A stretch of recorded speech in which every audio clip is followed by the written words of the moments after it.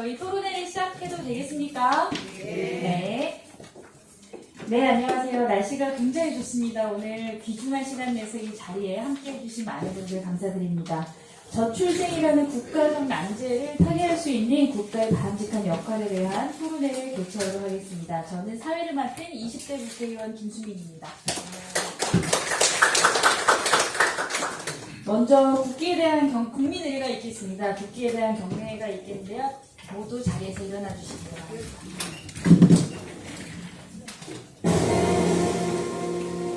국기에 대한 경례.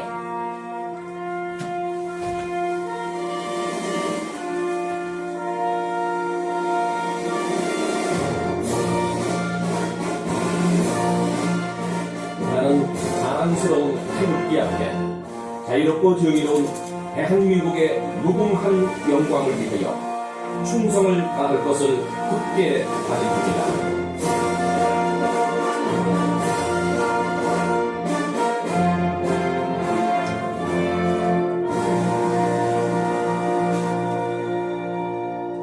바로 이하 애국가 묵념을 생략하겠습니다. 자리에 앉아주시기를 바랍니다. 먼저 오늘 귀중한 시간을 내서 이 자리에 함께해 주신 내빈 여러분들을 소개해 드리도록 하겠습니다.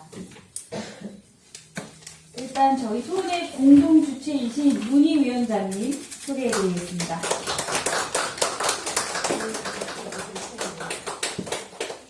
다음으로 저희 토론회 공동 주최자이신 대한민국 헌정의 여성위원회 유지영 위원장님 소개해 드리겠습니다. 지금 김일윤 회장님께서는 조금 늦으시는 관계로 저희가 도착한 순서대로 저희가 호명해 드리도록 하겠습니다. 김충환 헌정회 사무총장님 자리해 주셨습니다. 조혜진 육아방송 이사장님 자리해 주셨습니다. 서영수 20대 국회의원님 자리해 주셨습니다. 신용현 20대 국회의원님 자리해 주셨습니다. 김승희 20대 국회의원님 자리해 주셨습니다. 이영애 헌정의 여성가족위원회 위원장님 자리해 주셨습니다. 신명 현 여성의정 상임대표님 자리해 주셨습니다.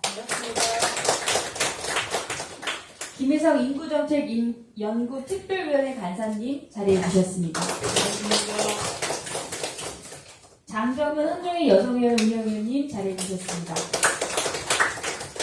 그리고 이제 세 분 발제자신데요. 홍영 의원님 지금 거의 도착하셨다고 하고요. 저희 차인순 국회의정연수원 겸임 교수님 자리해 주셨습니다. 조은비 주식회사 로드맵 대표님 자리해 주셨습니다. 혹시 제가 성함을 빠뜨리는 분이 계실까요? 다행히 없는 것으로 하고 그러면 다음으로 넘어가겠습니다. 저희 대한민국 헌정의 여성위원회 유지영 위원장님의 인사 말씀이 저희 토론회 공동주최이신 대한민국 헌정의 인구정책연구특별위원회의 문희위원장님의 인사 말씀이 먼저 있겠습니다. 문희위원장님께서는 제17대 국회의원을 역임하시기도 하셨습니다.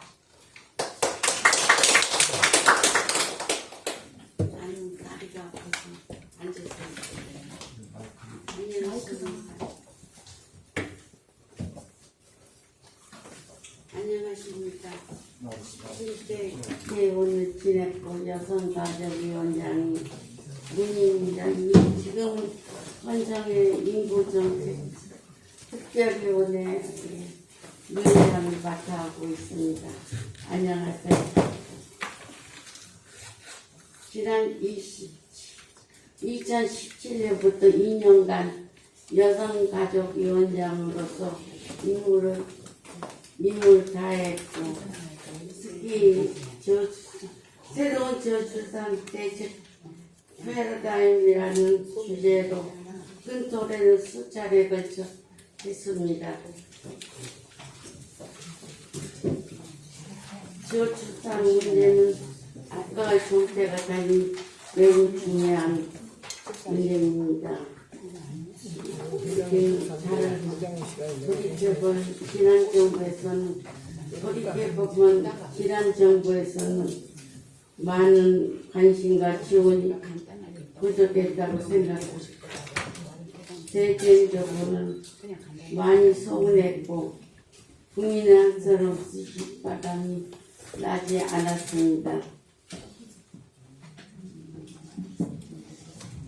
헌정의 여성위원회에서 다시 부르짖어 주시어 저출산 문제를 논의하는 토론을 개최하게 된 것을 감사히 생각합니다. 오늘 제가 아무리 강조해도 지나치지 않는 중요한 문제입니다. 특히 윤석열 정부의 출범 직후에 국회에서 개최하게 매우 뜻깊게 생각합니다. 일찍이 저출산 문제 해결을 위해 일찍이 큰 관심과 금액을 기부해 주신 육아법수 조혜진 이사장님께 감사 말씀드립니다. 감사합니다.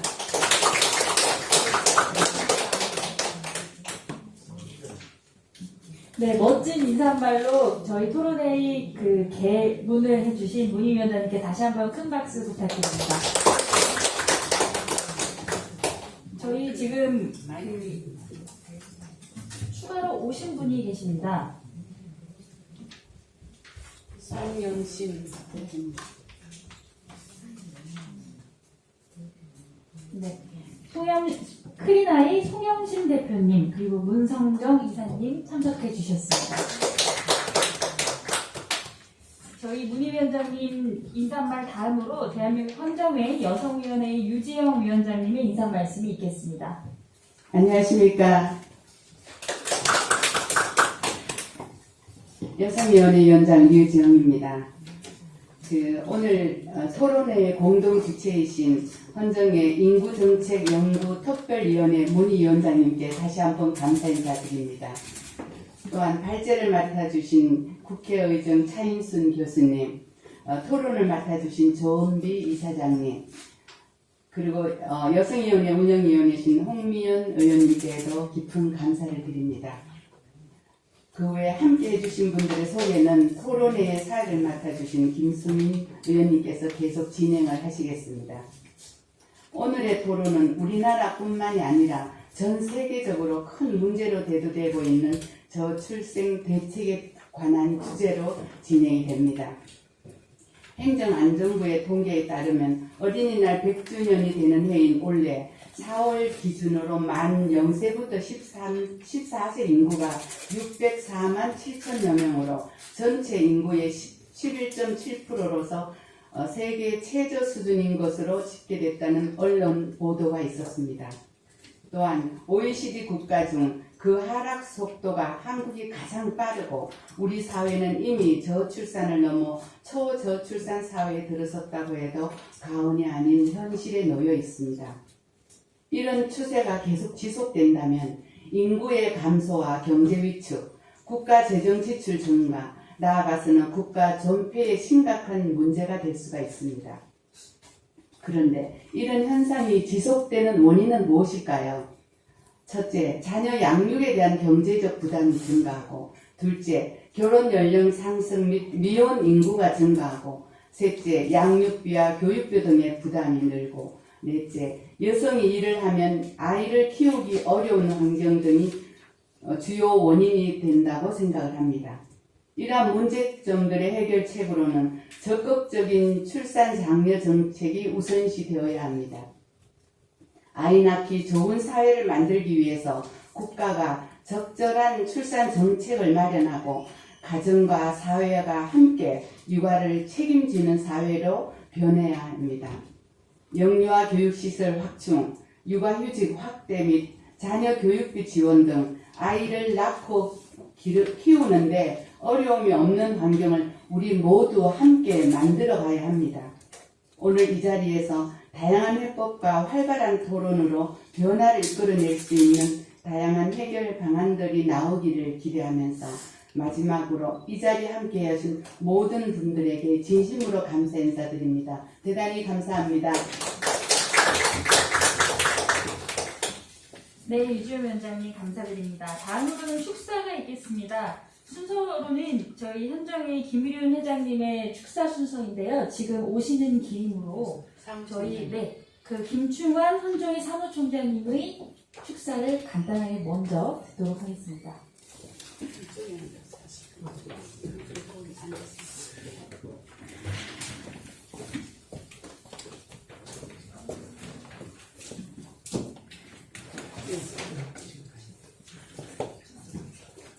여러분 반갑습니다. 제가 지금 헌정의 사무총장을 하고 있고 17, 18대 국회에 여러분들 모시고 또 이렇게 일을 했던 기억이 납니다. 그리고 또 저도 여성위원회에서 같이 일을 또 이렇게 했기 때문에 오늘 이 장소가 10년 세월 앞당겨주는 듯한 그런 아주 기분이 좋은 시간이었던 것 같습니다. 오늘 이 문희위원장님 또 유지영 위원장님께서 이와 같이 아주 중요하고 뜻깊은 토론회를 열어주신 것에 대해서 진심으로 감사드립니다. 그리고 이 저출산 대책을 위한 이 프로그램을 운영할 수 있도록 돈을 대주신 기관이 바로 우리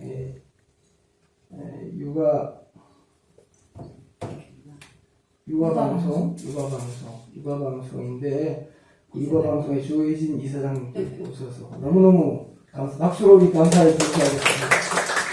모두들이 하는 것이 예산이 제일 중요한데 이와 같이 귀한 또 돈을 내주신 것을 다시 한번 감사드립니다.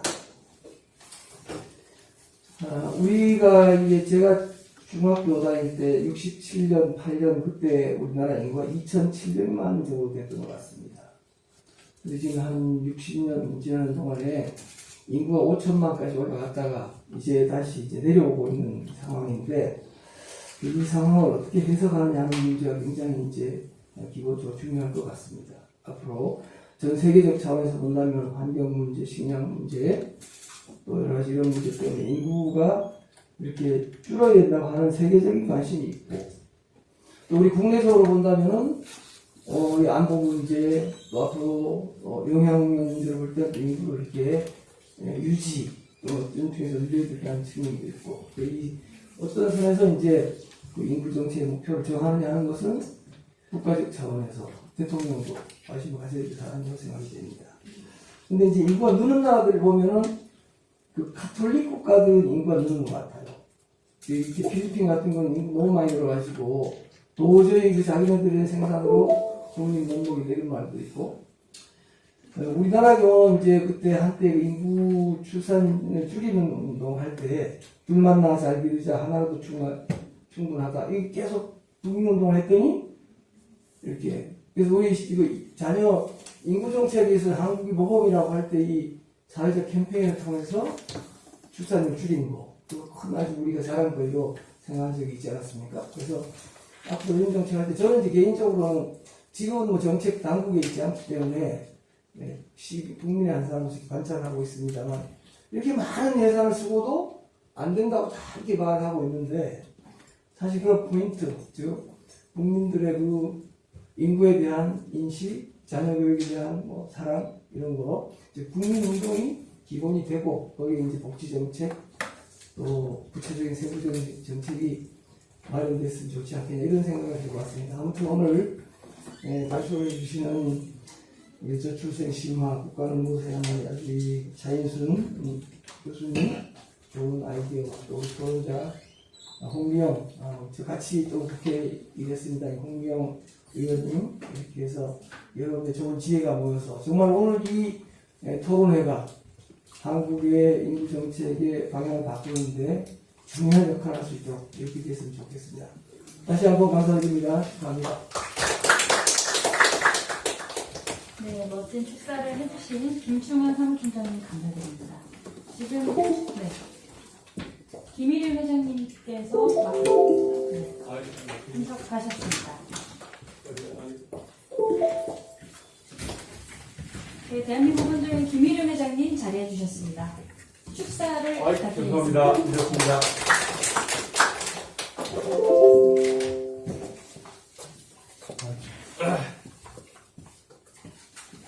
네, 김일윤 회장님께 저희가 축사를 부탁드리도록 하겠습니다. 아유, 안녕하세요. 마이크를 벗겠습니다. 오늘 이렇게 귀한 주제 갖고 이 토론회, 간담회 하게 된 거, 진심으로 축하를 드리고,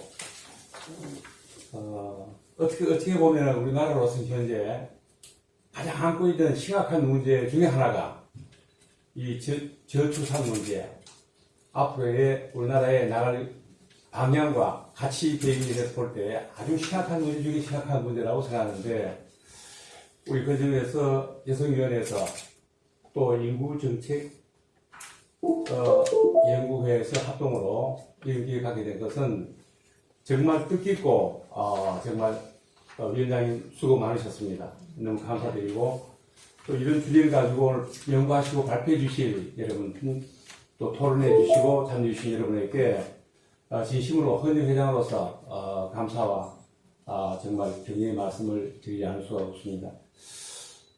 어디 보면 그동안 우리나라 그 인구 정책이 너무 잘 못 되어서 그런지 몰라도 OECD 국가 중에서 가장 어디 보면 가장 낮는, 어디 보면 세계적으로도 한국의 저출산 문제가 심각하게 거론되는 이렇게 그 저출산율이고 증가되는 노인 인구 비례 볼 때에 앞으로 성장 저력이 아주 떨어진다고 하는 세계적인 그 통계 연구 결과도 나와 있는 입장입니다. 근데 여기 보면 정부에서는 그동안 해온 정책이 말만 출산 정책, 인구 증가 정책이라 하면서도 여기 보면은 15년 동안에, 여기 뭐 기록을 보니까 15년 동안에 엄청난 돈을 썼음에도 380조 원이나 큰 돈을 쏟아부었는데도 실제 그 결과는 미미한 현재 결과가 미치고 있습니다. 뭐 내용은 뭐 여러 가지 나오겠고 하겠지만은 아마도 그 교육비 문제, 무료 정책, 입시 제도, 또 그리고 뭐 주택 젊은이들 일자리 창출, 이런 것들이 다 원인들이 아닌가 그렇게 생각이 들어지는데, 어쨌든 오늘 토론회에서는 정말 심각한 현안 문제를 어떻게 풀어나갈 것인지, 새 정부가 어떤 방향으로 잡아야 될 것인지를 깨우치고 잘 해나갈 수 있도록 방향 제시가 참 되었으면 좋겠고, 이 보면 여성가족부 존폐 문제가 이루어지려고 하는데, 이런 정책을 가장 우선적으로 잘 이렇게 해결할 수 있다 한다면 엄청난 역할을 할 수 있는 후가 역시도 여가부 아닌가 봐집니다.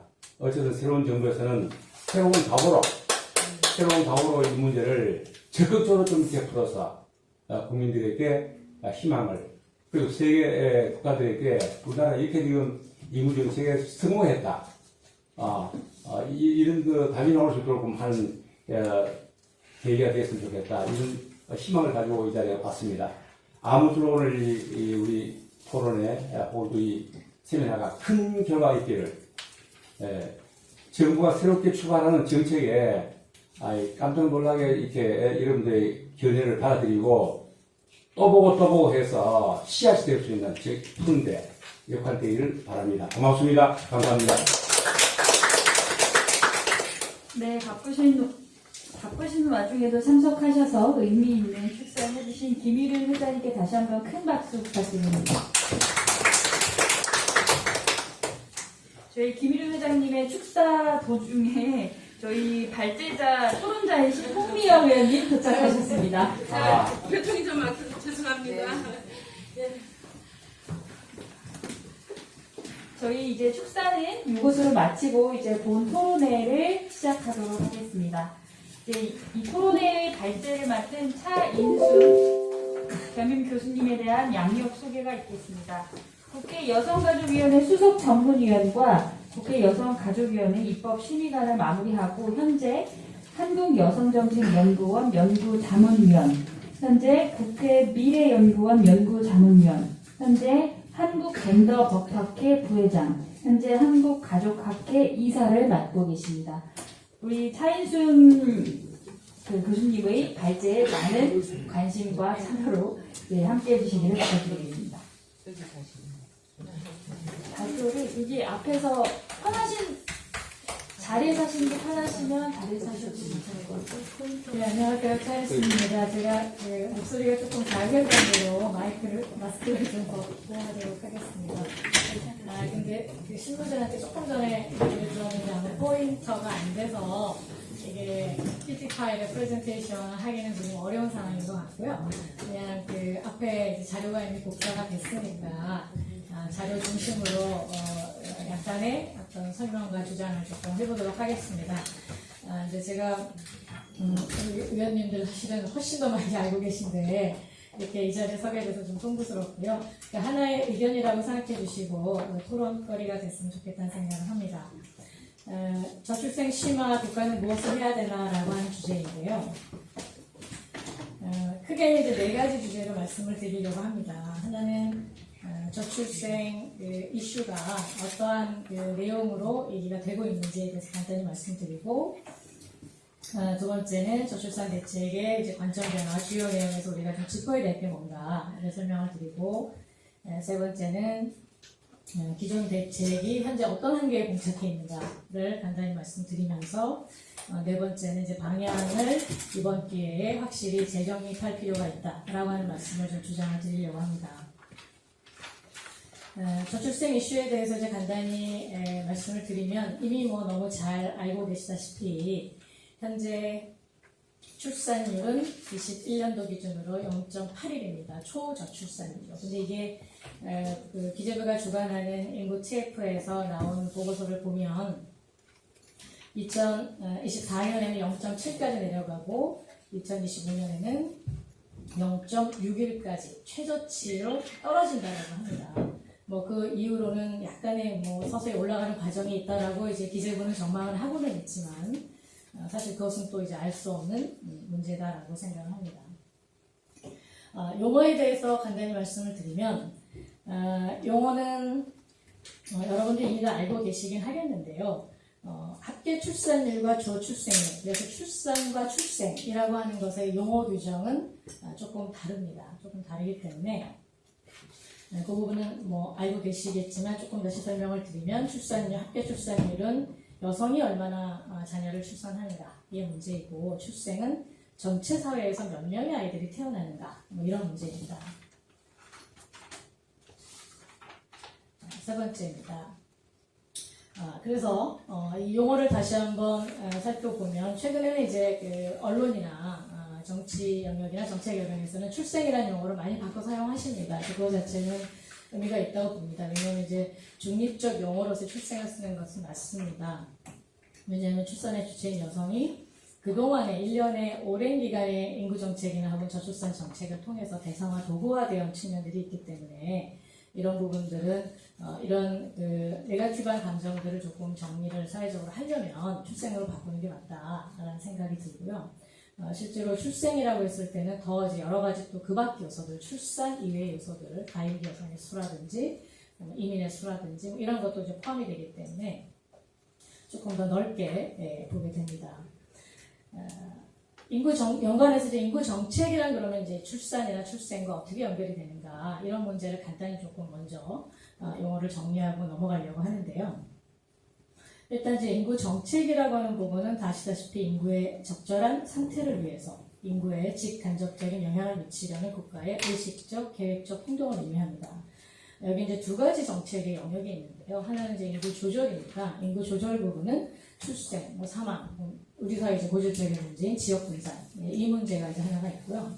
인구 대응 정책의 영역에서는 뭐 이미 시작은 되었습니다만 인구 과소나 과잉과 관련해서 뭐 주택이나 식량, 교육, 연금, 뭐 조세, 이민 뭐 이런 문제들을 우리 사회가 어떻게 할 거냐라고 하는 문제를 다루는 것하고 연관이 됩니다. 그래서 현재 우리의 상황에서는 이러한 이제 커다란 인구 정책의 관점에서 저출산의 문제를 다시 들여다봐야 되는 이 시기에 이제 도달했다라고 보여질 수 있습니다.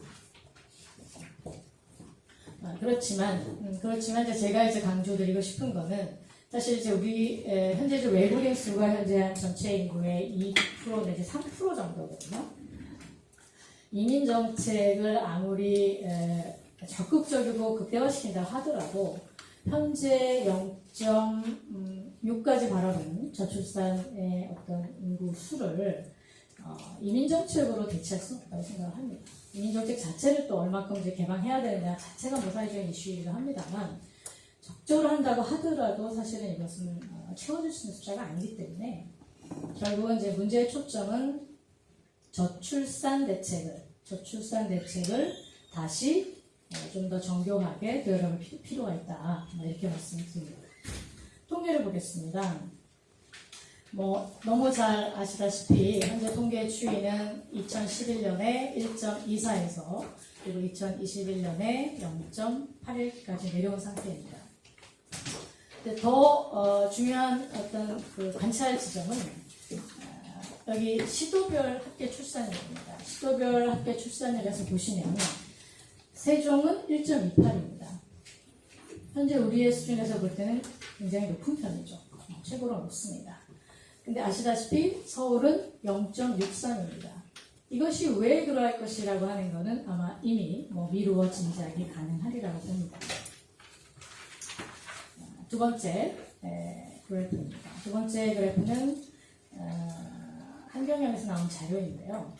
전체 가구의 소득을 기준으로 해서 경제적인 하층, 경제적인 중간층, 경제적인 상층 이렇게 부분을 비교를 했을 때 전체적으로 경제적으로 어려운 층으로 갈수록 출산율이 출산수가 출산 가구 수가 줄어든다는 걸 볼 수 있습니다. 즉 경제적인 문제, 재정 문제, 비용 문제가 매우 직접적으로 관련이 있다는 걸 보여주고 있고요.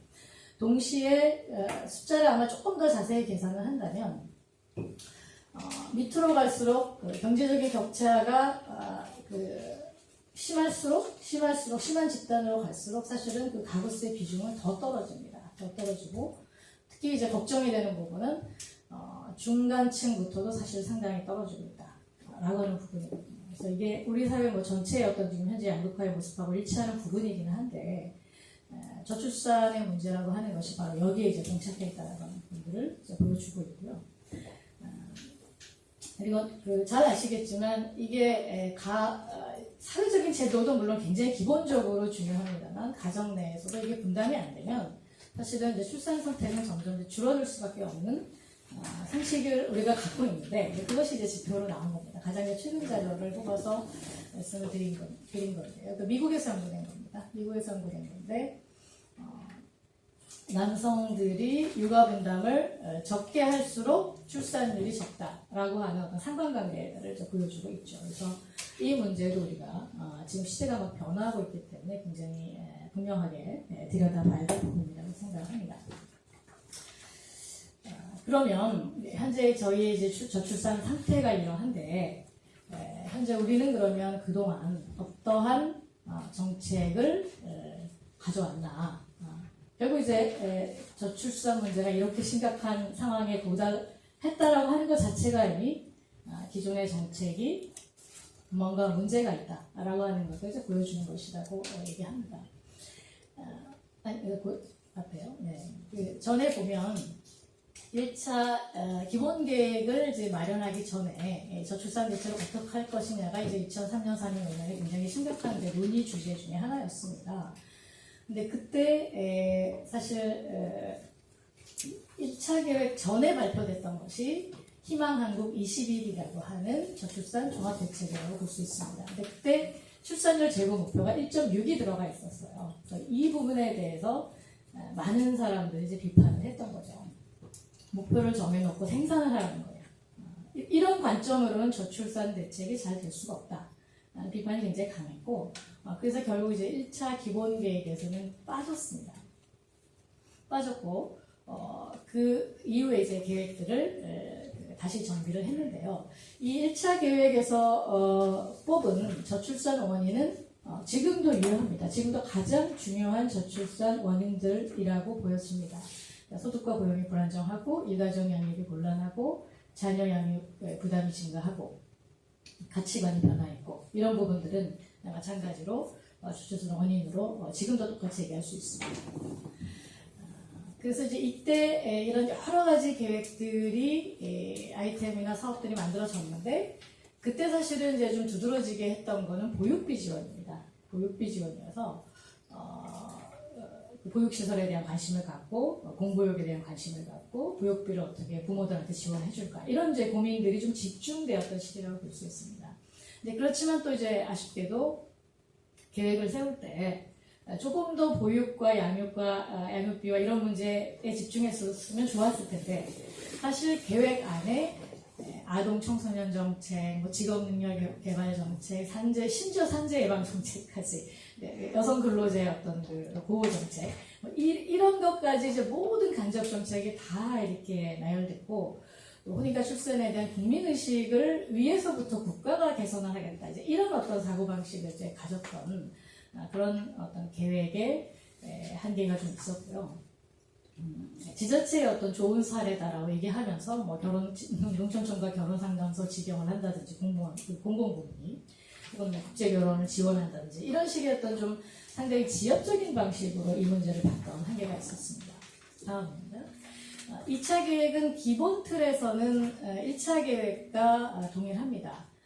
다만 이제 2차 계획에서 두드러지게 중요하게 보였던 점은 유연근무제를 강조했다는 거죠. 사실 지금 유연근무제가 굉장히 중요한 키입니다. 앞으로 이제 저출산 대책에서 굉장히 중요한 키인데 이때 이제 2차 계획 때 강조가 돼서 상당히 이제 방향 제시는 이제 의미가 있었는데 중요한 건 이제 그게 근로시간 선택제나 단시간 일자리에 대한 어떤 사업으로 강조가 되는 바람에 사실 이런 저출산에 대해서 문제를 조금 개선하는 방향으로 좀 긍정적으로 작용하지 못했던 측면이 있고 오히려 근로선택제로 들어갔지만 전일제랑 동일하게 일을 하는데 신분적인 스테이터스만 이제 낮은 뭐 이런 어떤 노동 현장에서의 문제를 사실은 좀 불러일으켜서 저출산 대책으로서는 별로 좋지 않은 어떤 결과를 갖고 온 게 아닌가라고 하는 비판을 받은 정책이 있습니다. 다음입니다. 세 번째 기본 계획에서는 방향이 좀 이제 전환되기 시작을 했습니다. 이때 좀 이제 국가 위에서부터 아래로 뭐 이런 개념이 아니고 함께 돌보고 함께 일하는 사회, 조금 정책 욕구를 중심으로 해서 조금 방향 전환이 되고 주요 정책 계획들에서도 출산 장려의 관점보다는 미래 세대를 위해서 우리 사회가 투자를 해야 된다.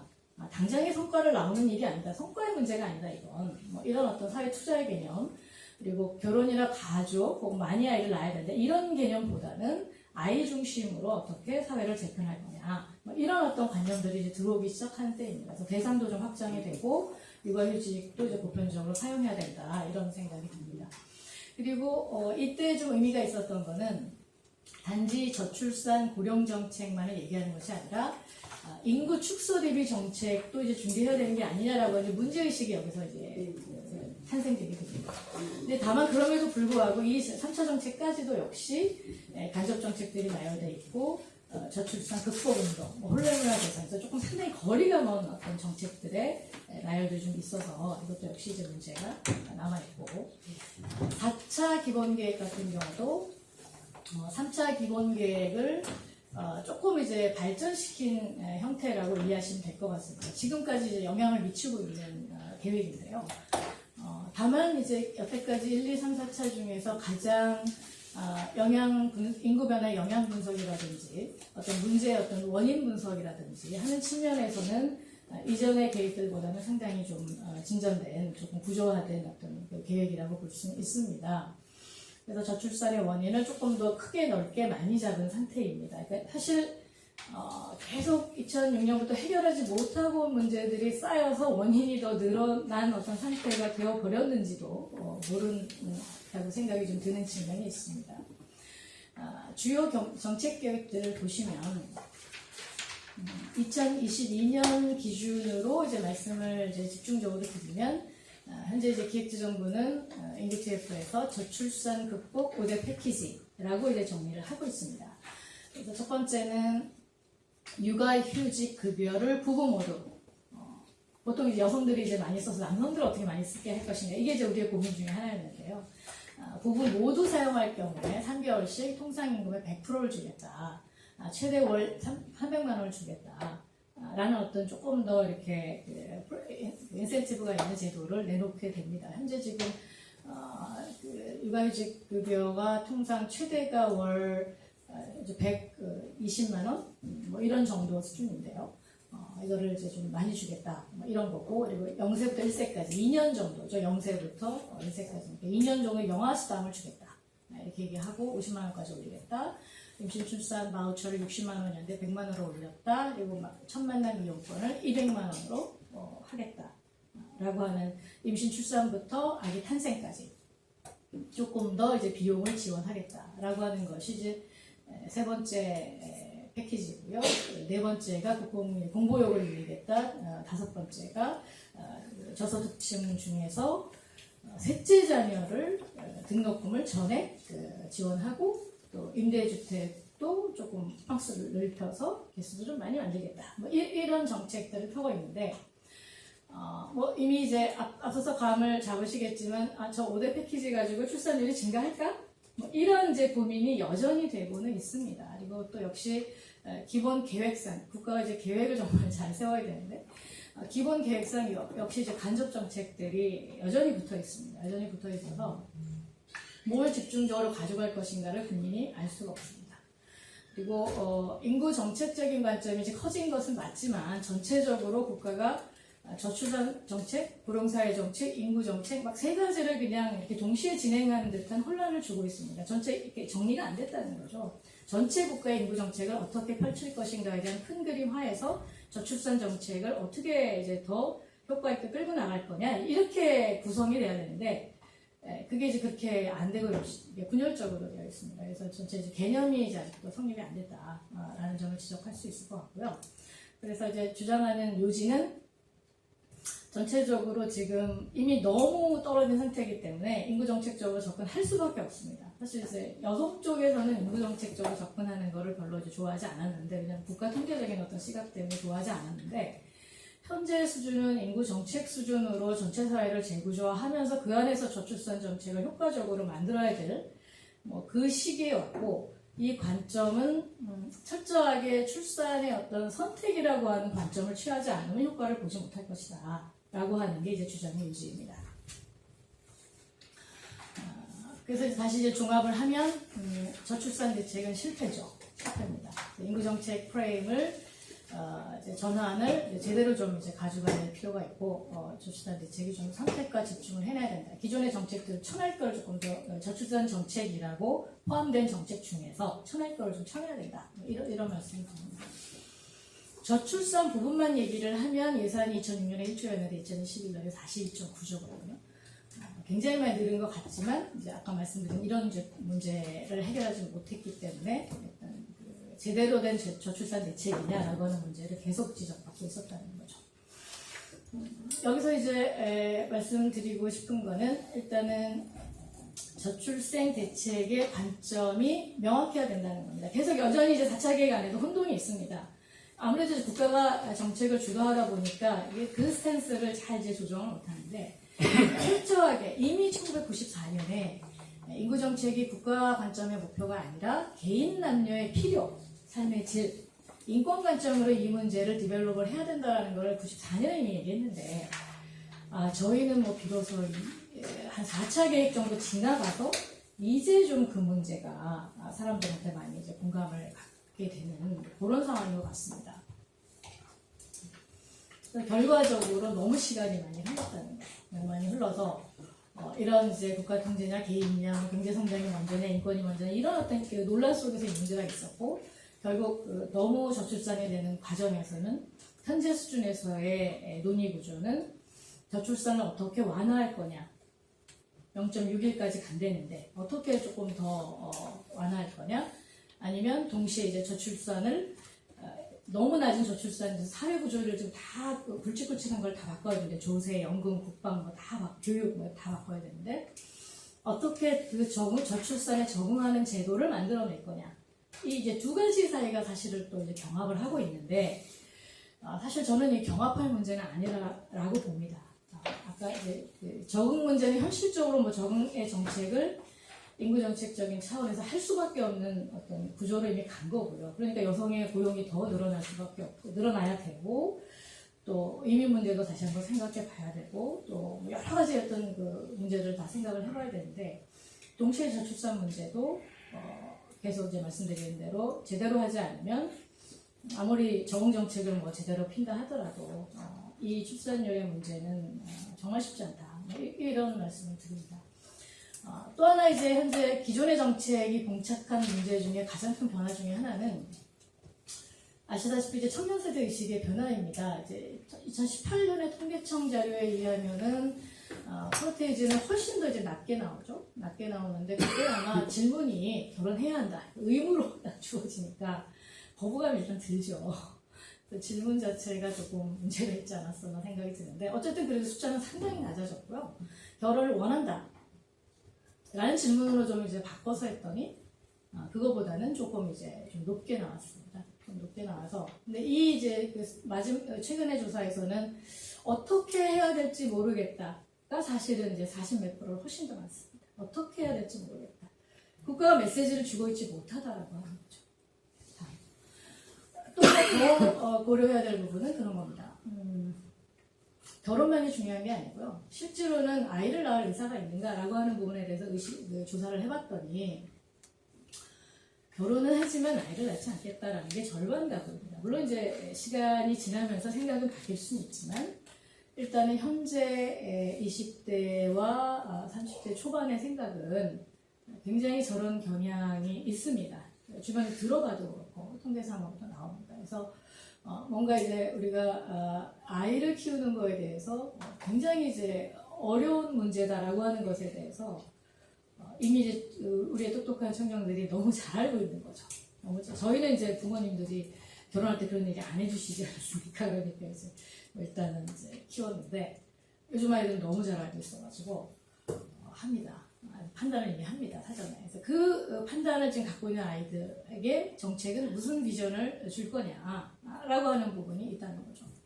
그리고 또 이런 또 출산을 선택을 하겠다라고 하는 청년들이 있다 하더라도 사실 이 청년들의 출산 선택의 맥락은 과거보다 훨씬 더 복잡해졌습니다. 이건 뭐 다 아시는 이야기니까 제가 다 강조는 안 하겠습니다만 주목해야 될 점은 청년 여성들의 경제적 자립 의지는 저희 세대하고는 완전히 다르다.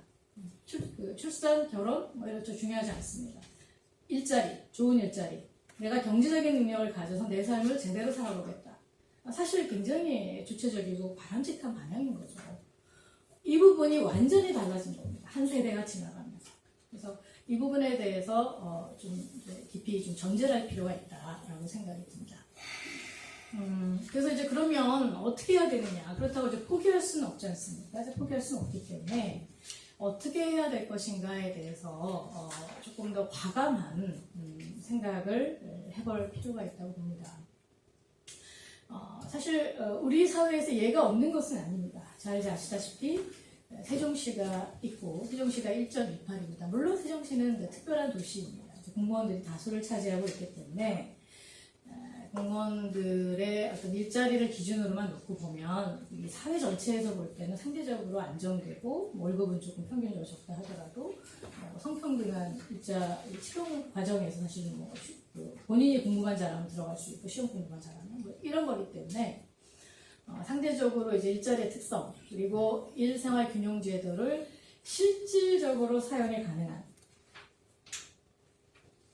이런 부분이 이제 있고 세 번째로는 수도권보다 상대적으로 나은 이제 주거 환경 여기서 교육은 이제 초등교육을 얘기하는 건데요. 전체 교육은 아니고 아직 뭐 중고등학교나 대학교는 뭐 좋은 건 없고요. 근데 초등학교는 굉장히 잘 지었습니다. 그러니까 거의 뭐 인근 지역에 초등학생들을 이제 빨아들입니다. 그래서 빨아들일 정도로 굉장히 이제 초등교육은 환경을 아주 잘 만들어놔서 여기에 대해서 이제 메리트가 있습니다. 그래서 이런 어떤 비용 문제, 뭐 이런 것 때문에 어떤 그 가능성을 사실 좀 보여주고 있는 도시라고 보여지는데요.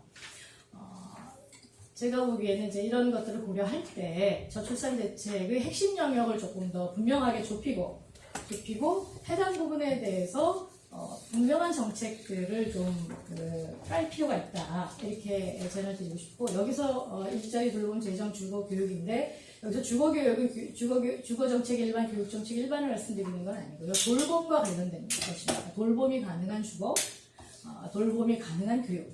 이렇게 연장선상에서 좁혀서, 아주 좁혀서 사실은 제안을 드리는 겁니다.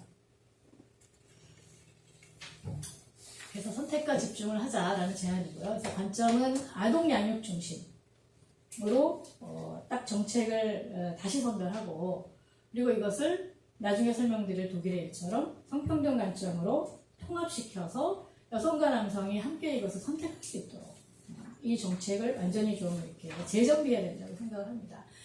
가장 관건은 과감한 집중 투자죠. 사실 기재부가 늘 뭐 이렇게 많이 하겠다, 보완하겠다, 투자하겠다 그러지만 사실 그거는 제가 보기에는 뭐 거의 어떤 정말 이제 저출산 문제를 고려한 투자가 아니라 그 사업에 대해서 뭐 사회적인 이슈와 관심이 쏠릴 때 이제 그때 이렇게 누더기식으로 붙인 방식으로 했기 때문에 사업 자체 예산은 조금씩은 늘어나지만 사실 크게 영향을 줄 수 있는 방식은 아닙니다. GDP 대비로 보면 2017년자료이긴 합니다만 한국이 1.2% 정도, 독일 2.3%, 스웨덴 3.4%. 그러니까 한국이 이 정도의 저출산이면 사실 스웨덴의 2배 정도는 해야 돼야 뭐 이게 좀 잡히지 않을까 싶은데요. 그런 좀 한계가 있습니다.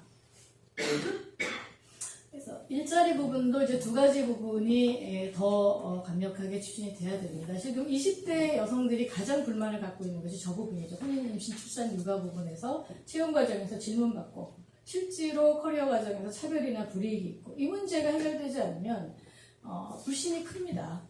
그러면 직장을 당연히 먼저 선택합니다. 이 문제가 해결돼야 되는데 굉장히 이제 기업이라고 하는 영역에서 조직 문화가 여전히 좀 약하고 성평등 문화가 약하고 차별에 대한 피해 구제 강화도 이제 뭐 21년도에 남녀고용법 개정을 해서 노동위원회에서 차별의 개별적인 진정을 구제를 한다고 하니 뭐 그런 정도 가지고는 사실 해결할 수는 없다고 봅니다. 훨씬 더 적극적인 어떤 차별 정책, 차별 금지 정책, 차별 방지 정책 뭐 이런 것들이 필요하고요.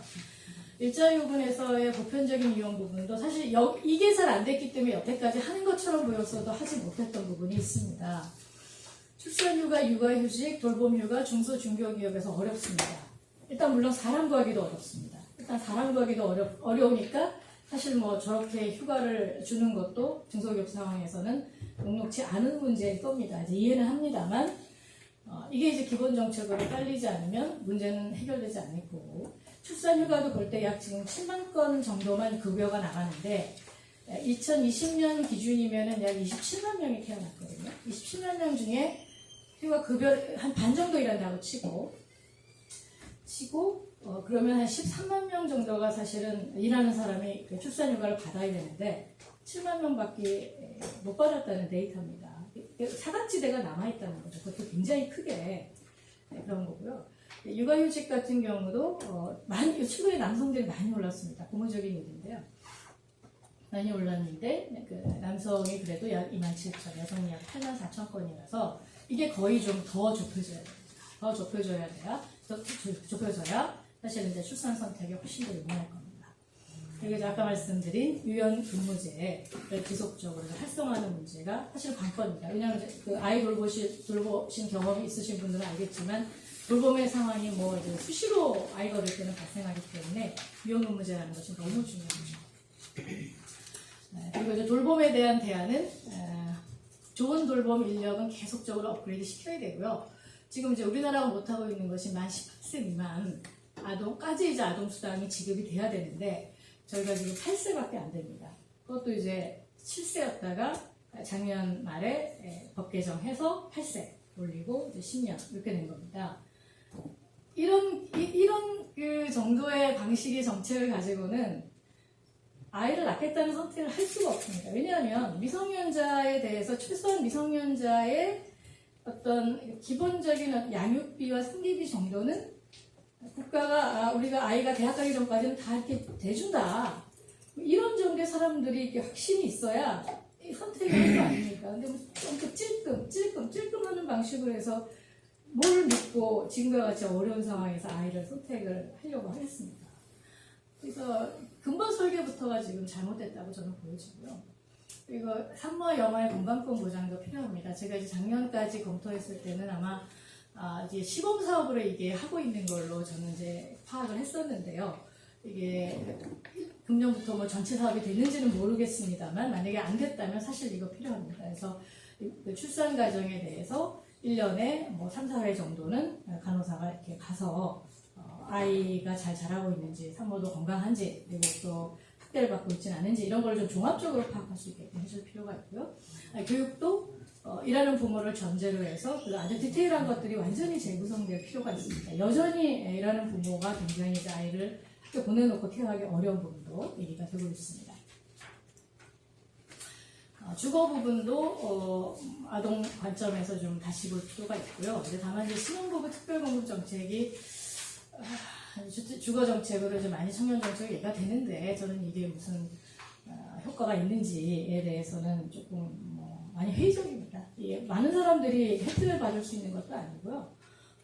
굉장히 좀 당첨되기가 일반보다는 쉽게는 하겠지만 전체적으로 볼 때는 굉장히 어렵습니다. 그래서 많은 피부도 느끼지도 못하고요. 그래서 이런 정책을 조금 다시 볼 필요가 있고, 그래서 그 한국의 상황의 어떤 문제점들을 지적을 드렸는데요. 마지막으로 좀 보완적으로 이제 독일의 사례를 말씀을 드리려고 합니다. 이제 독일의 사례를 이제 갖고 온 이유는 독일이 이제 우리나라처럼 조금 이제 사회 전체가 조금 이제 보수적인 분위기에서 이렇게 조금씩 전진해 나가고 있는 사회라서 조금 유사한 점도 있고 저희가 또 독일의 어떤 장점들을 많이 좀 배우려고 하는 나라 중이기도 하고 그래서 말씀을 드리는데 그러니까 이거는 이제 제가 뭐 연구하거나 어떤 관점을 갖고 있는 건 아니고요. 독일 사례에 관련해서 현재 독일의 통신원이 이렇게 정리한 자료 그리고 한국의 고사연이 독일에 있는 연구원을 통해서 받은 자료를 번역한 자료 뭐 이런 걸 통해서 그냥 독일의 사례를 이제 말씀을 드립니다. 독일은 1.24에서요 1.57까지 작지만 지속적으로 계속 성공적인 성장을 하고 있는 나라입니다. 증가를 하고 있는 나라인데요. 역시 이제 일하는 여성도 한 10% 정도의 증가를 보였다는 데이터도 나오고 있습니다. 그래서 확실히 독일은 성공을 했다. 독일이 사실은 저와 정책을 도입하기 이전까지에는 유럽에서 굉장히 저출산 국가 이렇게 분류가 됐었거든요. 그래서 상당히 늦게 시작을 했는데 상당히 또 성공적으로 그 계획을 잘 짜서 성공적으로 진행을 해오고 있는 나라입니다. 근데 이 나라의 특징은 우리나라처럼 저출산 계획과 무슨 저출산 고령사회위원회 이렇게 운영하는 건 아니고요. 독일의 여성가족부의 그 가족정책국에서 가족정책으로 이 이슈를 다룹니다. 이 이슈를 다루고 가족정책의 관점에서 이거를 쫙 정리를 해 들어갑니다. 그래서 여기에 5가지의 조치의 키워드가 있습니다. 하나는 돌봄 시간. 돌봄 시간을 어떻게 평등하게 할 거냐, 남녀가. 돌봄 재정, 얼마나 국가가 돈을 집어넣을 거냐. 돌봄 인프라, 보육시설이 얼마큼 질 좋게 많이 만들어질 거냐. 성평등, 어떻게 함께 할 거냐. 그리고 부모로서 심리적 부담에 대한 소통은 어떻게 상담을 해줄 거냐. 뭐 이런 5가지 방향으로 사실 오랜 시간 동안 정책을 쭉 끌고 왔는데 뭐 독일의 상황을 다 알고 있는 건 아니기 때문에 이것만이 유일한 원인은 아니었겠지만 어쨌든 현재 이제 저출산의 수치 변화를 볼 때는 상당히 좀 긍정적으로 관심 있어 보인다라고 볼 수 있습니다. 그리고 이제 그 밖에 몇 가지 인상적인 조치들을 보면 산모 같은 경우에 임신 출산 관련 의료 서비스를 전부 무료로 하는데 임신 출산만이 아니라 어떤 건강과 관련된 서비스를 다 부과가 되고 있고요. 거기도 이제 그 공보험을 통해서 한 87% 정도 다 커버를 하고 있습니다. 그리고 이제 보편 지원을 하고 있다는 게 아마 가장 큰 특징일 겁니다. 우리는 이제 고용보험 체계 안에서 일을 하잖아요. 그러니까 지급을 하잖아요. 근데 여기는 이제 비직장인도, 그러니까 대학생도, 대학원생도 이제 공부를 하다가 이제 아이가 생길 수 있습니다. 그러면 다 이제 학업 계속 할 수 있게 다 지원을 해줍니다. 그리고 부모휴직이 8세 미만 한 명당 최대 3년, 공무원하고 똑같은데, 부모휴직과 출산휴가제도가 있고요. 출산휴가제도의 우리 사회의 다른 점은 이런 겁니다. 산전 6주는 본인이 일정도 할 수 있어. 이렇게 얘기하지 않는 이상은 이제 무조건 휴가를 갑니다. 근데 일정 할 수 있어. 그러면 이제 어쨌든 본인이 원하는 시기까지를 하고요. 그렇지만 산후 8주는 아무리 본인이 빨리 흔히 나오고 싶어라고 얘기를 해도 못 나오게 합니다. 제도상으로. 뭐 실제로는 어떤지 모르겠지만. 일단 이제 그런 굉장히 우리하고 다르게 산모의 건강을 명확하게 이제 그 권리를 보장해주는 강한 권리 보장 정책이 있습니다. 출산수당이 있고요. 출산수당은 출산휴가기간 월급 수령액의 100%를 줍니다. 근데 우리 같은 경우에는 이제 두 달은 기업이 주지만 한 달은 정부가 주는데 정부가 통상임금의 100% 최대 상한 200만 원 이래가지고 사실은 이제 그것도 한계가 되어 있죠. 효과를 좀 보았다라고 연구 결과 보고가 있는 것이 부모수당입니다. 부모수당은 이제 부모휴가, 우리말로 하면 육아휴직 급여인데요. 부모수당을 주는데 부모수당은 평균 급여액의 65% 정도입니다. 최대 약 240만 원. 그러니까 우리보다 이제 뭐 조금 우리가 3개월씩 하면 300만 원까지도 받을 수 있고 뭐 낮을 경우에는 150만 원이기도 한데 뭐 이제 그 범위 안에 있고요. 비직장인을 준다는 게 이제 특이합니다. 아까 말씀드린 것처럼 비직장인에게도 월 40만 원의 부모의 수당들이 나가는 것이 특이하고요. 그다음에 밑에 이제 부모 수당 플러스라고 하는 제도가 있는데 직장인과 비직장인 사이에 있는 파트타이머들, 직장인과 비직장인 사이에 있는 파트타이머들한테도 이걸 부모 수당 제도를 적용을 합니다. 다만 금액은 지급은 이제 50% 정도로 적용, 본인은 이제 50% 적용받고 나머지는 파트타임으로 수입이 있겠죠. 이렇게 구성이 된 겁니다. 그래서 보편 지원이라고 하는 거를 사각지대 없는 보편 지원이라고 하는 거를 철저하게 구현해내죠. 제도적으로는 자료상으로는 그렇습니다. 그리고 또 이제 제가 같은 생각이지만 아동수당을 만 18세까지 교육하는 과정에 있으면 만 25세까지 아동수당을 약 30만 원 정도, 물론 둘째 세대 조금 더 붙습니다. 이런 식으로 기본적인 제도가 이제 마련이 되어 있습니다. 그래서 이제 마지막으로 정리를 하자면 독일 사례가 우리한테 던지는 질문은 이런 겁니다. 보편 지원입니다. 모든 부모와 모든 아동이 다 지원받고 있는가? 우리는 계속 뭐 천천히 간다고 하지만 이게 거의 그냥 제가 보기에는 누더기입니다. 그래서 좀 설계 자체를 처음부터 다시 하자 뭐 이런 생각이 들고요.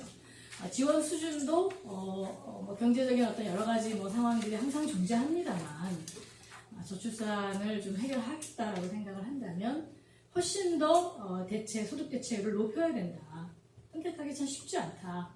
소득 대체율 수준으로 뭐 그런 게 있고요. 그리고 일가정 양육 부분에서는 아까도 말씀드렸지만 대기업 공공부문만 사실은 저게 가능합니다.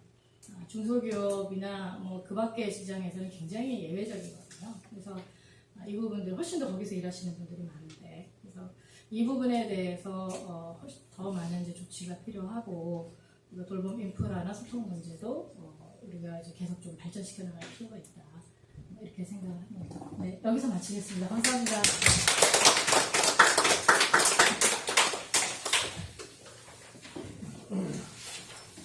너무 잘 들었고 자세한 거는 디테일하게 많이 너무 수고 많으셨어요. 예. 너무 감사하고요.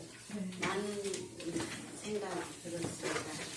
나라에서 인구 정책부를 여성 문제로 국한하지 말고 앞으로 윤 대통령이 하셔야 할 일을 큰 인구 정책 부로 성격에서 찌끈찌끈 주지 말고 제도로 자체를 바꿔야 돼.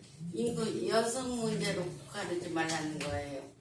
그래 남녀가 모두 해야지 될까 말까인데 인구 정책으로 해야지 성격해야지 인구 정책 부르주라는 거예요. 기재부에 찔끔 무슨 여가비 찔끔 이러지 말고 앞으로 인구 정책 부를 신설하고 그래서 허정이처럼 많이 관심을 갖는 게 좋겠어요. 네, 이상입니다. 저도 한 말씀. 예, 안녕하세요. 저는 경기도에서 온 금종리고요. 제가 인구 정책에 관련해서 굉장히 관심도 많았고 저는 6대, 8대 경기도의회 지역구 도의원을 했습니다. 그런데 제가 이제 인구에 관심이 많아서 인구 정책 교육 지원 조례라는 것을 전국에 최초로 만들었습니다. 법을 만들기는 굉장히 멀지만 조례는 가까운 거기 때문에 제가 전국에 최초로 인구 지원 조례를 만들면서 놀라운 변화를 가지고 왔습니다. 경기도가 저출산에서 그래도 상위권에 올라올 수 있도록 한 방법은 도지사가 5년에 한 번씩 계획을 수립하고 그 다음에 교육 정책, 인구 교육에 관련된 예산을 투입을 했기 때문에 그런 효과가 있다고 생각이 들어져서 큰 틀에서 정부에서 하는 것도 좋지만 이번 이제 지방선거가 6월 1일에 있지 않습니까? 그래서 이거를 17개 강역시도를 중심으로 해서 지방자치, 232개 지방자치까지 내려가서 실제로 피부에 와닿는 정책을 하지 않는 한은 인구 교육은 저는 예산이 낭비되고 또 요연하다는 생각이 들어져서 그런 말씀을 드렸습니다. 토론 시간이 있어서. 네. 토론은 이렇게 네. 감사합니다. 네, 심도 깊은 발제해 주신 차인순 교수님께 다시 한번 큰 박수 부탁드립니다. 저도 들으면서 이제 다소 불분명한 개념의 정리도 좀 됐고 또 어떤 문제의식과 원인에 대한 조금 더 입체적인 해석에 대한 발제가 된 것 같아서 굉장히 의미 있는 발제였다고 생각이 듭니다. 이 내용을 바탕으로 오늘 대표적으로 두 분의 토론자를 모셔서 간단하게 토론을 주고받을 예정입니다. 토론자 발표에 앞서서 홍미영 토론자와 조은비 토론자의 간단한 양력 소개가 있겠습니다.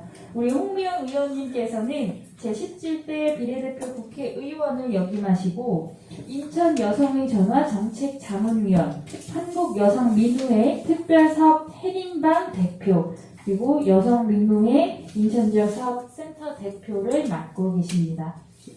그리고 그 다음으로 저희 토론을 맡아주실 조은비 대표는 경력 단절과 미혼모 등에게 자각지대 여성들에게 교육을 통해서 사회 진출을 도움을 주는 해피별 사회적 협동조합의 이사장과 함께 그 콜드체인 사물 인터넷 라이트 신사업 개발의 대표이사를 맡고 계십니다.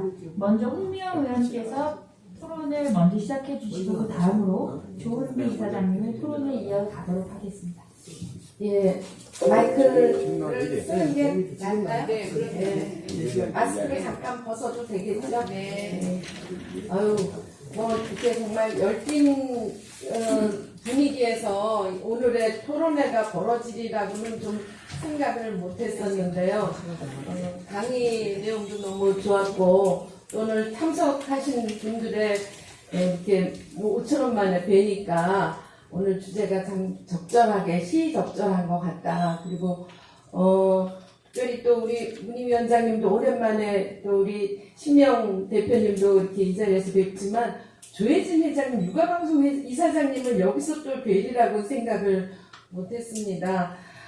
그만큼 이 현안이 중요한데도 늘 말로는 중요한데 꼭 가다 보면은 그 상처포로 좀 빠져있는 경우들이 많은데 오늘은 좀 본격적으로 우리 헌정의 여성위원회에서 다루게 되고 아마 이후에 실천과제로는 독일 가서도 현장 확인을 하는 시간을 갖게 되지 않을까. 그래서 우리 헌정의 여성위원회는 말로만 하는 입으로만 이렇게 하지 않는 그런 실천으로 우리 사회에 필요한 역할을 하게 되는 게 되지 않을까 싶습니다. 저는 전적으로 우리 차인순, 오늘은 여성가족이 수석전문위원회 이름이 아닌 국회 의정연구원의 겸임 교수로서 이제 이렇게 하니까 겸임 교수의 오늘 포스가 카리스마가 좀 더 있는 것 같은데 전적으로 동의를 합니다. 저는 그런 점에서 교수님의 기본적인 내용에 다 동의를 하고 제가 아까 잠깐 우리 김승현 의원이 소개를 했지만 주로 이제 현장에서 여성단체와 함께 활동을 했습니다.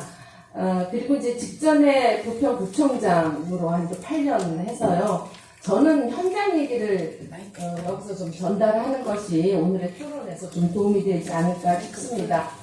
우선 제가 인구 정책으로 패러다임을 변화시켜서 해야 되는 어떤 절실성을 또 한편 인정하면서도 제가 1980년대에 제 달동네 아까 해님방이라고 했던 그 달동네에서 20년간 살면서 가장 처절하게 느꼈던 부분이 바로 이 사례였습니다. 그것이 제가 1985년도부터 그 달동네에서 공방을 하고 있었는데 어느 날이었어요. 젊은 애기 엄마가 애기를 막 간 난지 이제 뭐 돌도 안 된 애기 엄마가 저희 공방으로 뛰어들어오면서 선생님 살려주세요 그러더라고요. 그래서 왜 그러냐 그랬더니 어제 그 간호사복을 입은 사람이 저 우리 꼭대기 우리 집에 올라와서 기저귀 널린지 보고 찾아왔다 그러면서 그 자기 이제 또 애 낳고 또 애 뭐 키우다 보고 또 낙태하고 뭐 이러면 너무 힘들잖아. 그러니까 병원에 가서 잠깐 누웠다가 나오면은 다 그 이제 출산의 걱정이 없으니까 그래서 가자 그러는데 주민등록증을 달라고 그러더래요. 그래서 당시에 주민등록증 뭐 자꾸 번거로워서 내일 오세요 그랬는데 그리고 약간 이제 두려웠죠. 그랬는데 다음날 그 간호사가 이렇게 그 집이 꼭대기 집이니까 아래 길가에다 차를 세워놓고 봉고차를 세워놓고 올라오는 걸 보고 공방으로 뛰어오는 거였어요. 그 내용을 자세히 알아보니 옛날 그 80년대에는 가족계획 산하 제한 뭐 그 하나 남은 열아들 부럽지 않다 뭐 이런 식으로 하는데 이 봉고차는 바로 한 건당 산부인과 병원에 들어가면 5만 원 하는 어디서 온지 모르는 그 병원에서 보낸 간호사 그 옷을 입은 사람이란 거예요. 그러니까 달동네 젊은 애기 엄마들이 무슨 그 사정을 알겠어요. 그리고 나서 우리가 그 건을 계기로 해서 저도 처음 겪는 일이었고 그래서 조사를 해보니 그렇게 끌려가서 강제불임 그 영구 그 복강경 수술을 받은 사람이 상당히 많았고 그 얘기를 하는 과정에 어느 병원인지 모르고 끌려갔는데 한 시간 가까이 갔다는 거예요. 지나가다 보니까 성남 같았는데 내려서 안 들어가려고 그러니까 양쪽에서 팔 딱 끼고서 데리고 들어가서 그리고 그 수술에 관한 영구불임에 관한 복강경 수술에 관한 특별한 얘기도 없이 그 수술 끝나고 데려다 집에 줬는데 그날 밤 하혈이 되고 뭐 그러고 나서 후유증이 이 자궁 뭐 무슨 협착 이런 것들이 생겼다고 해요. 그러고 나서 또 뭐 아기 하나 낳고 그 당시에 너무 힘드니까 이제 그만 낳아야지 그랬는데 알고 보니 아기가 병이 걸렸다든가 큰 병이 걸렸다든가 또는 뭐 사고가 났다든가 평생 그런 문제 때문에 제가 이제 그 뒤에 이 88년도 9년도에 우리 지역에서 여성단체들과 의료기관들과 함께 이 문제를 제기하고 했는데 그렇게 여성들의 몸을 한 건당 5만 원에 그 가족계획을 성공적으로 그 수행하는 대상으로 했던 게 불과 40년 전이라는 거예요. 그게 90년대까지도 진행됐다가 그게 이제 우리 그 교수님이 쭉 진행하다가 얘기한 게 1994년도에 얘기했던 바로 국제인구개발회의에서 이제 인구정책은 국가 관점이 아닌 사람의 그 남녀의 필요, 삶의 질, 인권에 초점 맞춰야 된다는데 우리는 그 전에 너무 여성의 몸을 그런 정책으로 했다 하는 점에서 뒤늦었지만 이런 부분들이 우리가 다시 패러다임을 바꾼다면 절대 놓치지 말아야 될 부분이라고 생각을 갖는다는 점에서 말씀을 드리고 또 제가 이제 국회의원 때 우리가 17대 국회의원 우리 몇 분 여기 계시지만 그때가 바로 제 1차 이 저출산 대책을 시작했을 때예요. 그런데 김근태 보건복지부 장관 하셨을 때인데 그때 이런 문제에 대해서 뭐 토론회를 하고 국회의원들이나 뭐 이제 유력한 어떤 전문가라고 얘기하시는 남자분들이 오셨는데 그때 대책이 상당히 성차별적인 여성이 애를 많이 낳으면 심지어는 옛날 축적제도가 더 그 출산에는 도움이 됐다는 이런 식의 얘기들이 농담이 아니라 이 질문지로 나올 정도로 그렇게 해서 시작했던 것이 지금 4차까지 이르렀는데 그런 점에서는 저는 100조가 넘는 돈을 써도 저는 오늘 여기서 이 자리에서 얘기하고 싶은 거는 이제 이론이나 어떤 분석이나 이런 것이 아니라 문화나 인식의 개선이 제일 절실할 때가 아닌가 이런 생각을 합니다. 그 다음에 제가 이제 구청장이 됐었습니다. 그랬는데 그래도 아까도 말씀 있었지만 공무원들이 가장 좋은 조건에 그야말로 여성들이 결혼해서 출산해서 육아해서 장기적으로 명예 근무까지 끝마칠 수, 퇴직까지 할 수 있는 건데 제가 가서 이 문제를 좀 집중적으로 들여다보면서 여성 공무원들한테 육아 실태 또 남자들한테 남자 공무원들한테 육아 실태 얘기를 들어보는데 눈물 없이는 정말 듣기가 어려운 사정들이 많은 거예요. 그래서 저희 구청에서는 육아 관련한 수기들을 공무원들이 써서 내도록 했는데 가장 좋다는 그런 여성들한테 출산과 육아와 이런 거에 가장 좋다는 공무원들한테 지금 이런 문제가 있는 부분도 얼마큼 한국 사회가 굉장히 열악한가. 그 다음에 또 뭐가 있냐면 저는 여성구청장으로 인사를 되도록이면 여성들한테 불리하게 주지 않으려고 함에도 불구하고 이 3년 동안 1년 동안 육아하고 들어오면 인사부서에서 아주 경계를 하는 거예요. 왜냐하면 자기가 이 여성이 옛날에 육아 휴직하기 전에 일 잘한 줄 알지만 이제 들어와서 있던 자리 또는 그 이상 달라 그러면 다른 남자 공무원들이 훨씬 더 이제 위로 올라갈수록 남자 공무원들이 많으니까 그런 점에서 불이익을 받는다는 게 여성 공무원들한테도 굉장히 한이 맺힌. 그래서 어떤 식이든지 친정엄마든 주변에 올 수 있는 육아를 맡기더라도 휴직은 안 하겠다. 그리고 대체로 여자들만 하지 남자들은 안 하는 상황에서 그런 걸로 보면 아까 우리 차 교수님이 얘기하신 여성들한테 여성의 관점에서 일자리와 이런 부분들을 이렇게 잘 설득되고 같이 사회적으로 인식이 넘어가지 않으면 그러면 이 문제가 아무리 돈 들이고 패러다임하고 저희도 구청에서 애 한 사람 더 낳으면 50만 원 주냐 100만 원 주냐 내 옆에 계양구청은 200만 원 준대더라 강화구는 300만 원 준대더라 우리 구청장들 모이면 그거 가지고 얘기하고 돈이 얼마 그건데 저는 8년 동안 봐가지고 돈 줘서 그 지역이 애 많이 낳고 살기 좋은 얘기 그렇게 장기적으로 간다고 들어본 적이 별로 없습니다. 공무원들한테도 그런 걸 보고 보육에 관련해서도 이 굉장히 중요한 요소이긴 하지만 제가 현장에서 보육을 보면 이게 수시로 총선 때 내용이 바뀌어요. 예산과 이 대우 이런 게 대선 때 또 바뀌어요. 지방선거 때 바뀌어요. 그러니까 정말 육아라는 것을 출산과 관련한 여성과 우리 아이들을 키우는 관점에서 가야 되는데 정치적 관점에서 하니까 사실 행정에서 보면 언제 또 뭐가 바뀔지 모르고 그게 저는 예측 가능하지 않는 그런 것들이 지금의 우리 출산 계획을 세우고 가족들끼리 꾸려 나가는데 불안정한. 그래서 저는 사실 이런 부분은 정치적 책임이 더 많이 가져야 된다. 여성들한테 문제 삼고 왜 덜 낳느냐 이런 것이 아니라 정치권에서 그리고 우리 전체 사회 인식이 바꿔야 가야 된다. 그래서 저는 이제 마지막으로 한 가지만 더 말씀을 드리고 싶습니다. 우리가 저출산이라고 하면서 아직도 세계 최고의 고아 수출국입니다.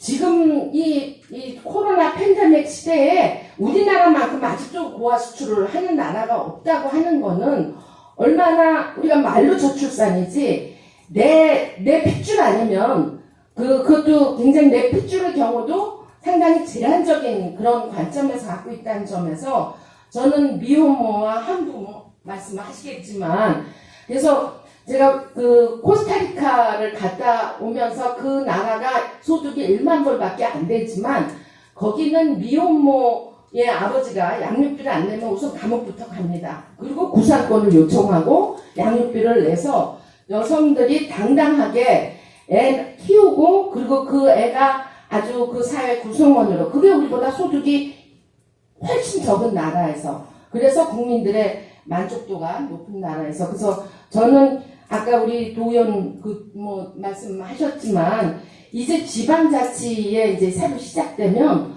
어느 한 지방 정부는 좀 그런 의회와 그 지역의 주민들과 그 지역에 있는 그 기업이나 뭐 이렇게 해가지고 한번 샘플 하겠다 그렇게 신청을 하면 국가에서 지원해서 그 지원에 그것들을 서로 경쟁하게 하고 거기서 우리가 좀 이렇게 붐을 만들어 나갈 수는 있는 것이 어떨까 이런 말씀을 드려봅니다. 예, 이상 마치겠습니다.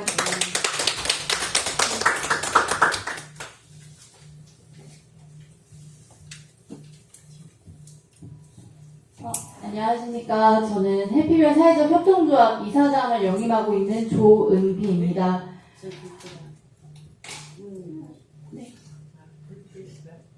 아니 홍련 줄 거다. 네, 그리고 또한 저는 지금 법인회사를 운영하고 있는 기업 대표이고 두 아이의 엄마, 6살, 5살 아이를 키우고 있는 워킹맘입니다. 제가 이런 토론회에 나와서 생각을 해보니 제가 지금 겪고 있는 것들에 대해서 조금 더 자세하게 현실적으로 얘기하면 가장 도움이 될 것 같아서 이 자리에 이렇게 나왔고요. 일단은 저는 2016년에 결혼해서 17년에 낳고 18년에 연달아 아이를 낳았습니다. 그리고 3년 동안 이제 활발하게 생활을 하다가 3년 동안은 이제 육아휴직 아닌 어쩔 수 없게 경력 단절 여성이 되어서 집에서 있는 와중에 사실 살짝 산후 우울증이 조금 왔었어요. 아, 내가 여기서 왜 뭘 하고 있는 걸까? 내 위치는 뭐지? 지금 내 친구들은 너무 잘 승승장구를 하고 있는데 나는 대체 여기서 무엇을 하는 걸까? 내가 왜 아기를 낳았을까라는 생각까지 나올 정도로 조금 저에 대해서 제 이름이 사라지는 그런 느낌을 굉장히 많이 받아서 신랑하고 많이 얘기를 하면서 신랑이 그래도 적극적으로 밀어주고 있었거든요. 그런데 신랑이 하라고 했는데도 불구하고 어떤 생각이 들었냐면 3년을 쉬고 나니까 아, 내가 뭘 할 수 있을까? 내가 다시 어디를 갈 수 있을까? 진짜 그런 생각이 너무 많이 나서 3개월 동안은 하고 싶은 생각은 많은데 막상 아무것도 할 수가 없더라고요. 그래서 제가 생각한 부분이 미혼모나 이제 정말 한부모 친구들, 정말 혼자서 아이를 키우는 친구들이 얼마나 힘들까라는 생각을 해서 이제 해피별 사회적 협동조합이라는 지금 이 부분을 차리게 되었습니다. 근데 제가 사실 요가부에 승인 받기도 굉장히 난항이 많았었어요. 이런 부분을 그때 당시에도 이해해 주시는 분들도 크게 많지도 않았고 사회적으로 인식 같은 부분도 있어서 미혼모가 애를 키운다고 라는 그런 부분도 많았기 때문에 이거를 승인 받는데 정말 전화로 굉장히 많이 했고요. 이 부분에 서류도 굉장히 많이 냈었어요. 그럼에도 지금 원래 거의 한 1년 가까이 돼서 지금 협동조합이 만들어지고 있는 단계였거든요. 그러다 보니까 이제 이걸 만들었으니 나는 이제 정말 미혼모를 위해서 정말 일을 해봐야겠다 생각해서 저희가 안양 지역, 수원 지역, 제가 경기도권에 있기 때문에 그런 지역의 시장님들이나 이런 분들은 찾아가서 혹시 미혼모가 있을까요? 그럼 저희가 도움을 주고 싶은데요 라고까지 얘기를 했음에도 불구하고 시 자체에서는 미혼모를 찾는 게 굉장히 힘들어요. 미혼모 자체가 숨어있기 때문에 그리고 어떤 기관에 있지만 공개할 수가 없어요. 왜냐면 뭐 남편이 찾아올 수도 있고 어떤 가족이 찾아올 수도 있고 이런 문제가 있기 때문에 공개가 안 되어 있어서 미혼모들을 찾는 게 진짜 너무 힘든 부분이었고 여가부에 대해서 얘기를 하자면 여가부에 사실은 이런 전문가들이 없는 것 같습니다. 제가 느끼기에는. 그리고 정말 제가 윗분들 여가부들하고 대화를 해보지 않았기 때문에 그 아래 공무원들하고 좀 해봤을 때 공무원들도 굉장히 많이 바뀌어요. 바뀌는 시스템이라서 이거를 집중해서 토론을 하고 얘기를 하고 저희한테 도움을 주고 같이 도움을 받고 해야 되는데 이런 부분이 사실은 여가부에서 지금 가능하지가 않다고 제가 그렇게 느끼고 있었고요. 일단은 여가부에서 저한테 항상 오는 메일 자체가 한부모 가족들 뭔가 콘서트 합니다. 오세요. 이런 내용밖에는 사실은 없어요, 실질적으로. 그래서 정말 이런 식으로 사회적 기업이나 협동조합 이런 식으로 일하는 분들이 있으면 그런 분들을 좀 매칭을 해서 정말로 도움을 줄 수 있는 부분에 있어서는 좀 여가부에서 적극적으로 매칭 시스템이나 이런 걸 지원해 줬으면 좋겠다는 생각이 들고 있고요. 지금 미혼모 부분에 봤을 때는 출산하기 전에 그리고 출산 후에 거의 1년 동안은 시설이 있어요. 그럼 그 시설에서 들어가서 출산을 편안하게 하고 아이들이 이제 한 1년 정도 크면 자연적으로 나갈 수밖에 없는 제도가 지금 되어 있어요. 법적으로. 그렇기 때문에 1년 동안 아이를 키우고 그 아이를 데리고 또 다른 지역으로 옮겨서 또 이제 뭐 3년까지 키워주는 그런 기간을 또 이동을 해야 돼요. 이렇게 이동을 하다 보면 솔직히 얘들도 안심을 하고 아이를 키울 수 있는 환경이 절대적으로 되지가 않고 있거든요. 그래서 아예 인식 자체를 조금 변화를 시켜서 출산부터 이제 아이가 정말로 커서 이 친구들이 사회에 나가서 이제 돈을 벌 수 있을 때까지 조금 원스톱 시스템으로 지원해주는 이런 제도가 조금 필요하다고 저는 많이 느끼고 있고요. 그리고 일단은 지금 일반 가정에서 볼 때는 지금 굉장히 많이 얘기를 하고 계세요. 공공산후조리원 정책으로 굉장히 많이 나오고 있는데 공공산후조리원 확대하겠다. 그게 끝이에요. 어떻게 뭘 확대하겠냐, 어떤 시스템을 넣겠냐, 지금 그런 문제에 대해서 전혀 언급이 되지 않고 그냥 공공산후조리원만 늘린다고 해서 출산율이 하고 우리 아기를 낳은 부모들이 거기를 들어갈까요? 그거는 저는 아니라고 보고 있거든요.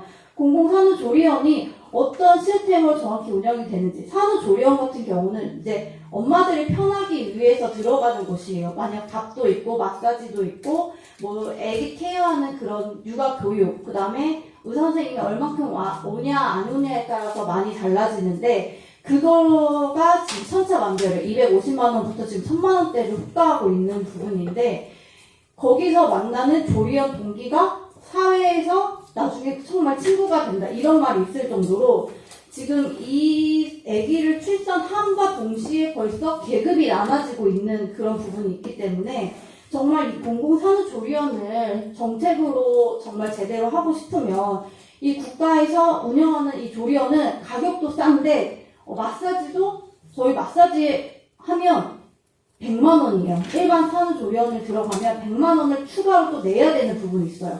그럼 이것까지 케어해주고 또한 출산 후에도 저는 이런 생각도 해봤는데 제가 출산 후에 살짝 산후우울증이 왔기 때문에 출산 후 케어까지 저는 여기 공공산후조리원을 연계해가지고 조금 해주면 아마도 여기를 들어가는 그 산모들이 조금 더 많아지지 않을까 저는 그런 생각을 하고 있거든요.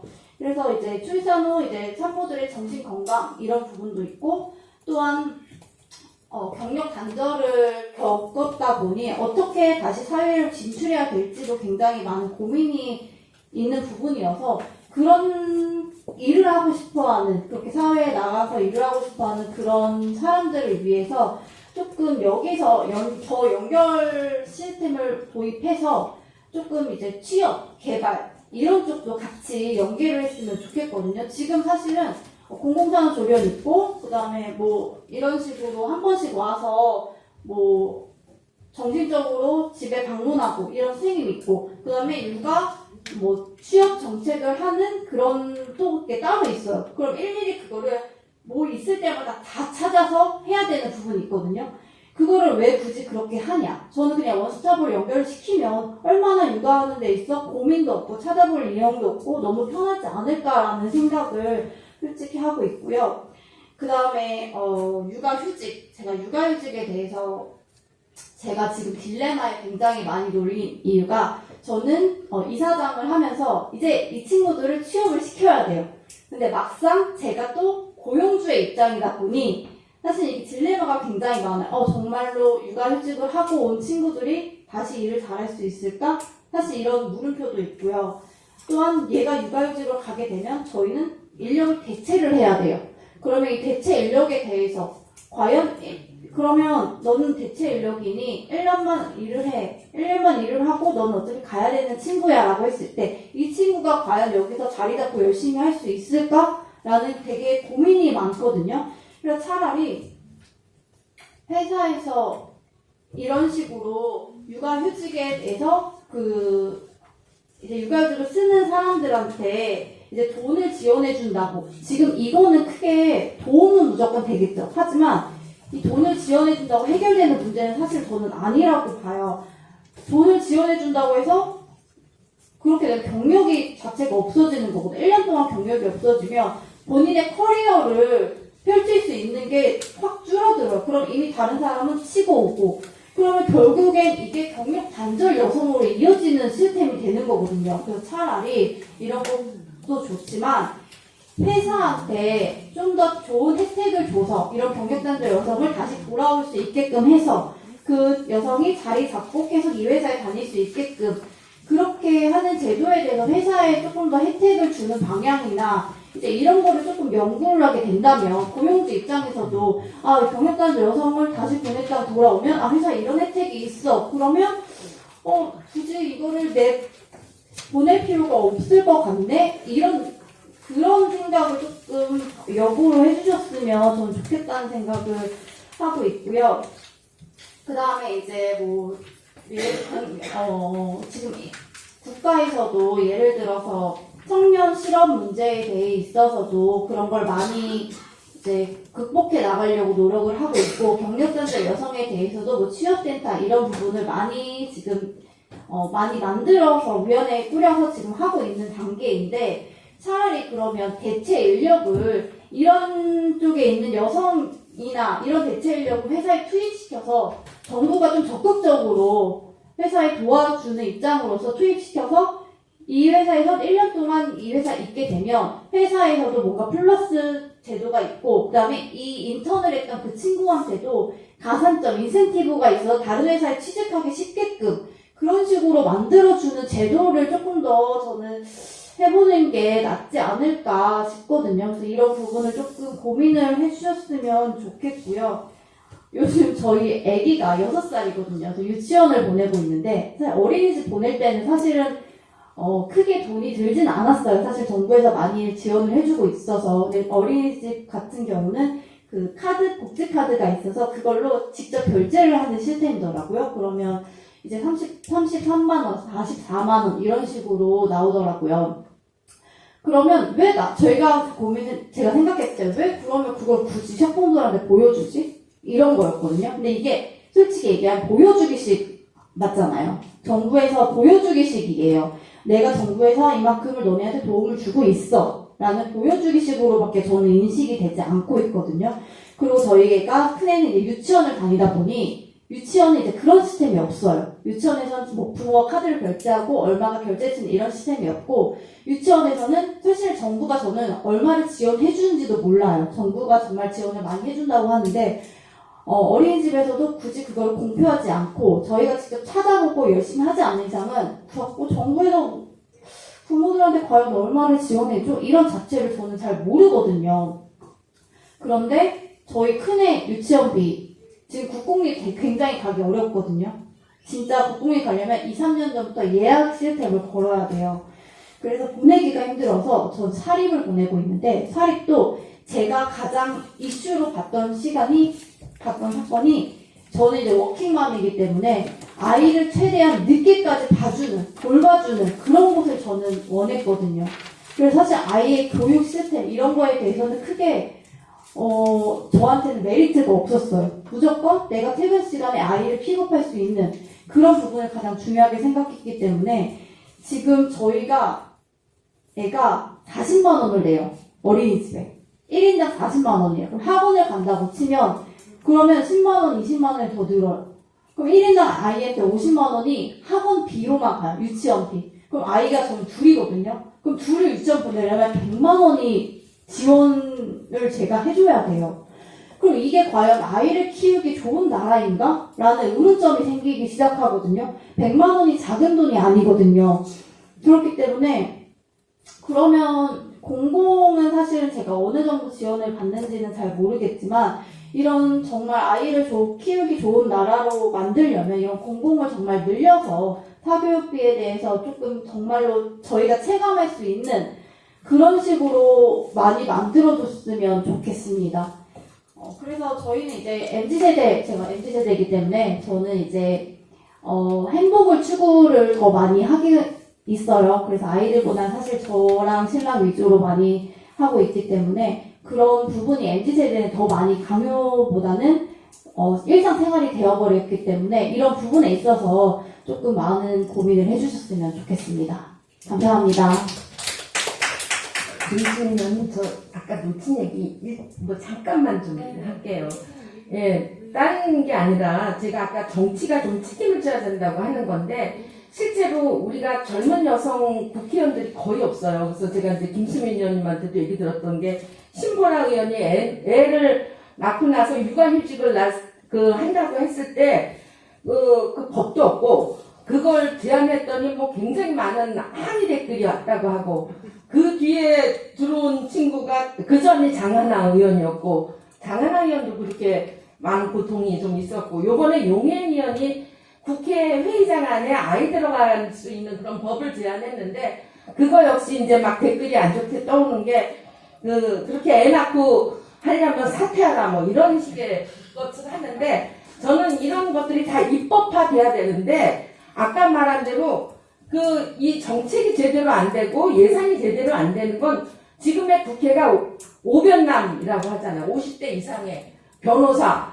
얘 남자 중심이고 20%도 안 되고 그 중에서도 우리 김수민 의원처럼 젊은 의원들은 더 얼마 안 되고 이러니 이 지금 현실적인 그 입법이나 이런 게 되지 않아서 이 기회에 더 분발해서 젊은 여성 들어가서 할 수 있는 정치 그것이 되어야 된다. 그 얘기를 추가로 덧붙이고 싶었습니다. 벌써?